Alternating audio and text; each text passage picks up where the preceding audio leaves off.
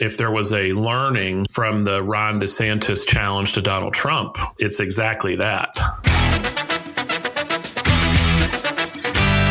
Welcome to the Campaign Trend Podcast, where you're joining in on a conversation with the entrepreneurs, operatives, and experts who make professional politics happen. I'm your host, Eric Wilson. Today, we're taking a look back at some of our conversations from 2024 and highlighting the key themes from the world of innovation in campaigning. First, we take a look at absentee ballot and early voting strategies. A key focus for Republicans in 2024 was narrowing the gap when it comes to early voting. And we heard from Jessica Anderson, president of Sentinel Action Fund, about why this is so important for Republicans. This time last year, we were talking to anyone that would listen to us about the urgent need for the party and the conservative movement writ large to recognize that big changes had been made on the election integrity front since 2020 and certainly since 2022. State legislatures all across the country have passed bills that provided, more security around drop boxes and chain of custody for mail-in ballots and wet signatures and match signatures. And so cleaning up the voter rolls, there's just so much good election integrity work that's happened. And that should give us confidence in voting by mail. It should give us confidence in wanting to vote early. And so the change that's happened is, as we talked about the election law improvements that have been made at the state level, coupled with the research and the analysis that Republicans are losing because we're losing the early vote, and that has to change. It must change this coming November. When those two things set in people's minds, specifically President Trump and his team, who were, I think, really aggressive in trying to make this change with his own rhetoric, with the Senate candidates, with the House candidates' rhetoric. As soon as that happened, Eric, it was like, bam.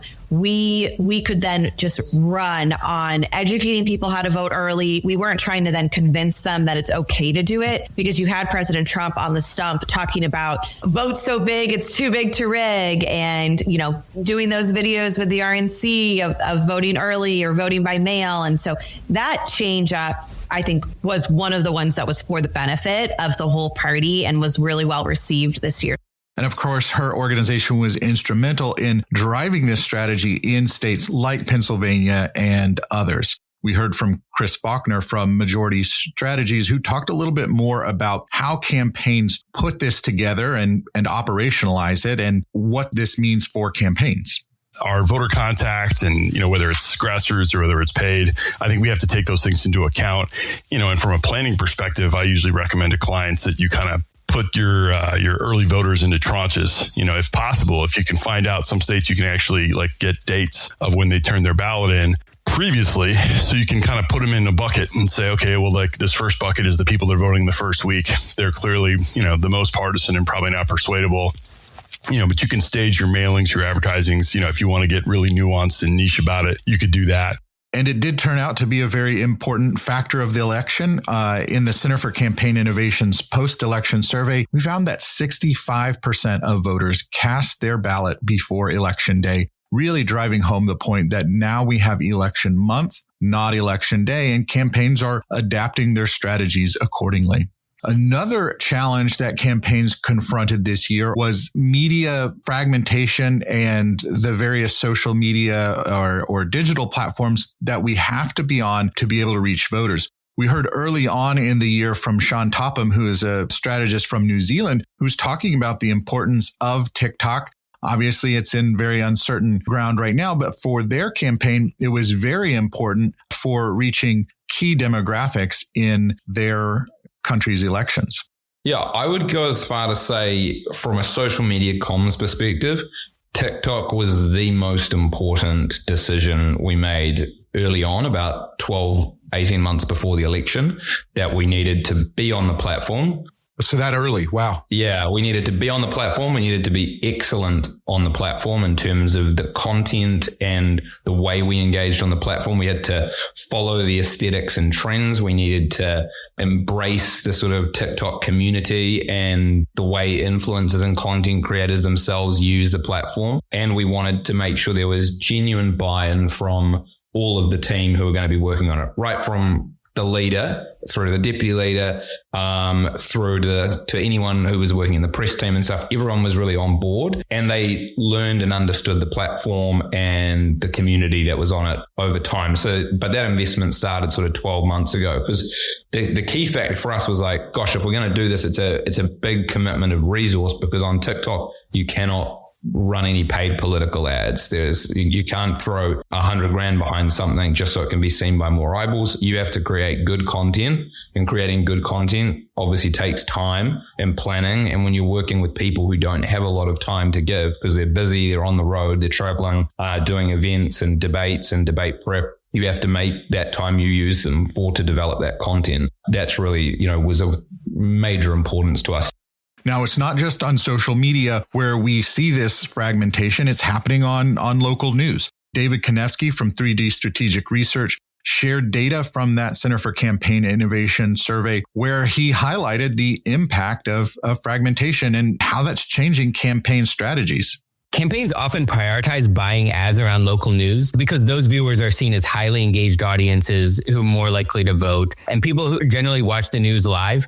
So they aren't skipping ads. But if voters aren't watching local news as much, then campaigns may not need to buy local news ad adjacencies as much. So a lot of GOP gains this year came with lower propensity voters. And in our survey, it was matched to the voter file. So we're able to look at among people who didn't vote in both 2020 and 2022, they're even less likely to watch local news. And you see some campaigns are starting to adjust. For example, Dave McCormick's Senate campaign, they did a postmortem where they discussed how they deprioritized ads on local news because the low propensity voters they needed aren't watching their local news. It will be a continued challenge for campaigns as we try to rebundle all of this attention from voters.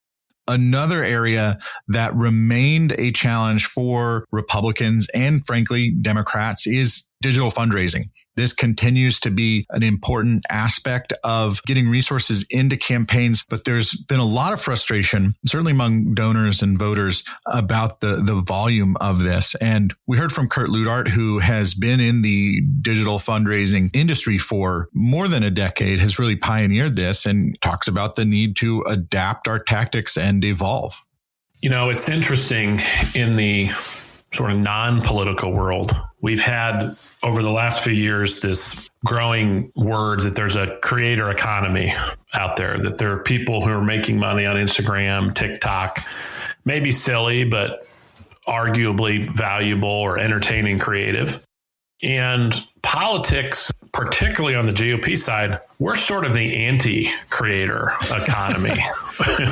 We are the destructive economy. Yeah. In terms of our content strategies right now, driven by most of our campaigns and candidates, we are still lowest common denominator. The outward bound communications we do, particularly for our supporters, tend to be no value, only a solicitation, only an ask. And then we wonder why our open rates are bad, why people aren't clicking. Everyone on our email list knows what the content of today's email is going to be, or the third email they got from today. Before they even open it. Yeah, before they open it. So we're increasingly reliant on crazy subject lines, really wild and controversial fundraising tactics, arguably deceptive. And we also heard from Mike Hahn from Frontline Strategies, who previously led some fundraising efforts for Donald Trump and the NRSC, talking about the damage that this style of fundraising, churn and burn, if you will, has on our supporters. I'm totally against the gimmicky matching and memberships and stuff like that, because I think those give our industry a really bad name. I think they confuse donors, and in a lot of cases, they're just not real. And I think we really need to get away from the gimmicky stuff and really start focusing on real content so that we can actually cultivate relationships with these donors and they know who they're donating to, so that when they get continued texts and emails from these folks, they remember that they had given to them, or if they've at least seen an email or a text from them in the past.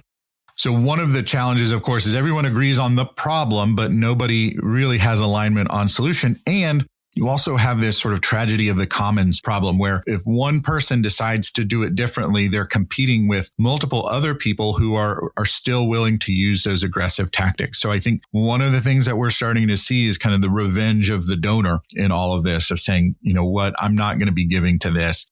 Maybe even pulling back giving. So I think going forward into 2026 and beyond, we're going to see more of this creator economy type relationship and less of direct mail 2.0 brought onto email. Another area where I spent a lot of time studying this year is around using data to test messages and effectiveness. And one thing that really stood out to me was this research from David Brockman, a political scientist who looked at data from Democratic platform that tests ads with real voters and sees what's going on. And so I'll let him explain kind of the impact of that research and the importance of pre-testing your TV ads or video ads before they go live. If you pull 2 ads out of a hat, how much better in a specific campaign? So, a campaign tests 5 ads. If you pull 2 out of a hat, how much better should you guess that one is going to be than the other? And our best guess is the answer is about 50%. So if you make 2 ads, your best guess should be one of them is going to be like 50% more effective than the other. That's a really big deal, right? If you're spending $1 billion and you can make it go 50% as far, that's a big deal. And that's just if you have 2 ads. So what if you make 5 ads or 8 ads and test all of them? Then your best guess starts to be actually the best ads might be like twice as good as the average ad. So you can see there's tremendous benefit to making sure that your message works. And so this is adding another layer of testing between polling, focus groups, and before you put it on air or put weight behind it online. But our friend Kurt Ludhart similarly expresses concern about sort of over-indexing for data, that if you get too data-driven, you take the soul out of a campaign, and that's not what voters want. So it really highlights this push and pull. Somewhere between 2012 and 2024, data has eaten up creative.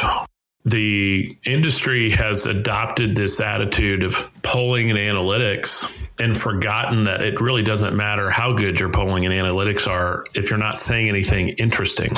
Right. If there was a learning from the Ron DeSantis challenge to Donald Trump in 2023 and 24, it's exactly that.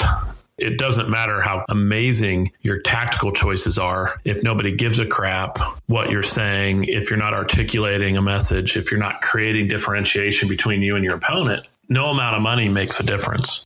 So campaigns are really stuck between making sure that they say something that's interesting enough to help them stand out and get that cut through to a very busy electorate, and making sure that their message is effective. And so it's a very fine line. And that's the challenge of an effective political leader there. That, on one hand, you need them to be a thermometer telling the temperature, but also to be a thermostat changing the temperature. And so that's the push-pull. So I hope you've enjoyed this recap of some of our key conversations from 2024. We've already got some exciting conversations in the works for 2025. I want to make sure that you're subscribed to the Business of Politics show wherever you get your podcasts. And maybe for your New Year's resolution, invite a friend to check out the podcast, subscribe, or send someone my way that we need to talk to that is working on campaigns and has new ideas.